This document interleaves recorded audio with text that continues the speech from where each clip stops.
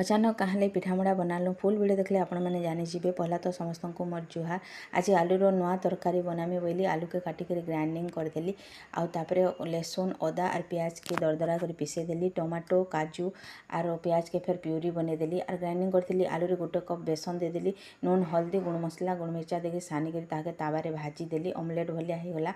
आउे छोट छोट कर काटिक रखीदेली। कढ़ई तेल सोरस देदेली। हल्दी और गुण मिर्चा देकर कलर आसवा देदेली और दरदरा पिसा आदा लहसुन के देकर भाजीदेली। टमाटो प्यूरी के भी देदेली। नून देदेली। गोटे चामच बटा मसला देदेली। पूरा कषीदेली। मसला कषी हो सारा पर जो काटी बेसन और आलू के ताके लगेदेली। आ गरम पानी टिके देदेली। तापर लास्ट मीट मसला टिके देदेली। बहुत टेस्टी तरकारी रेडी होता। आपण मैंने भी ट्राए करेंगे।